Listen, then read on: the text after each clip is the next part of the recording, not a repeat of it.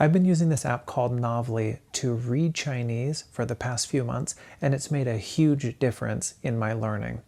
It's sped up how fast I learn, it's made it fun and enjoyable, and also it's given me the sense of motivation and belief that I can achieve this goal.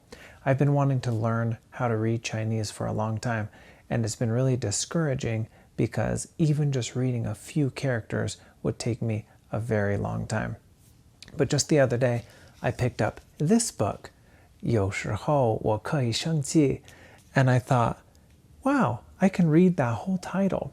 And as I go through the book, I would say in this book, I can read about 80% or 90% of the characters, which is really motivating. And then I use the app to take a picture of each page and translate that into English and also the pinyin, so I can see exactly what each character means.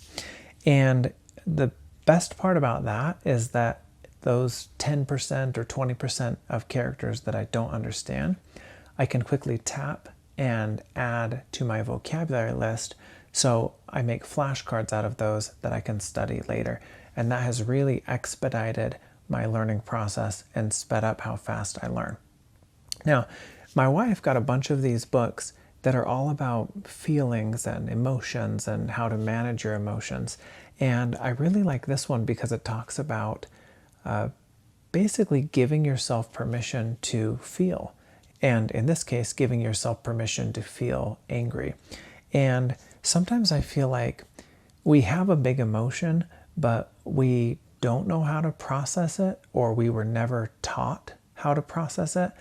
And so we use different strategies to deal with those emotions.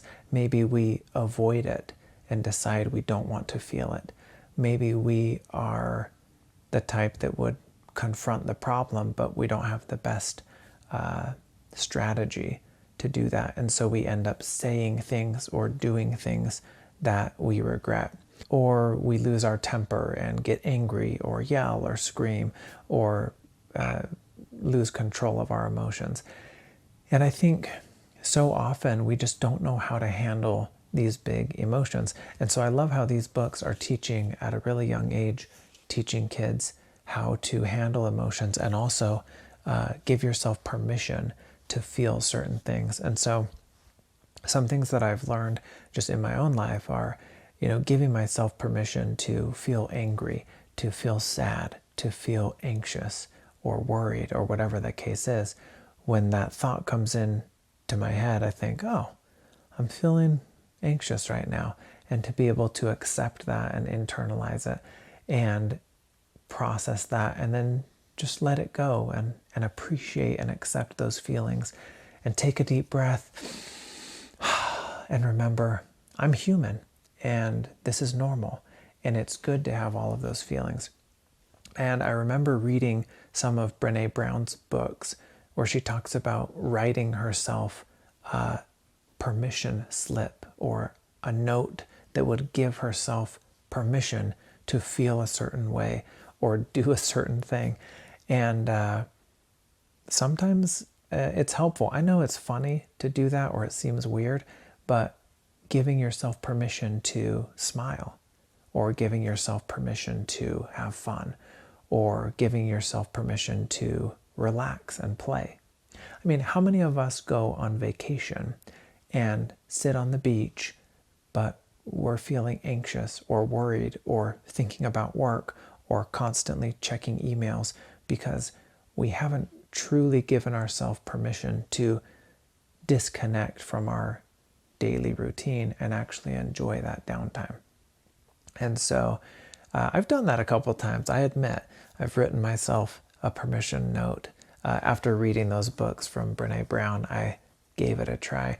And it is empowering to put that down and give yourself permission to whatever that thing is that you need to do. Permission to go on a run or go to the gym or eat your favorite food or watch your favorite movie or do something to take care of yourself. And so, this is me just sharing some things that I've learned and that I hope you can find helpful as well. One therapist I was talking to gave me an acronym that helped me remember some of my feelings and be able to put a name to those feelings. So the acronym is BLASTED, BLASTED. You can ask yourself, whoa, I just got blasted with a big emotion. What am I feeling? Am I feeling bored, lonely, anxious, stressed, tired, empty, or depressed? And that's just a quick way to go through a lot of common emotions that you can ask yourself, whoa, what am I feeling right now? Because sometimes the most difficult thing about those big feelings is putting a name to the feeling. First, being able to identify what you're feeling and then process that and accept that and even give yourself permission to feel that.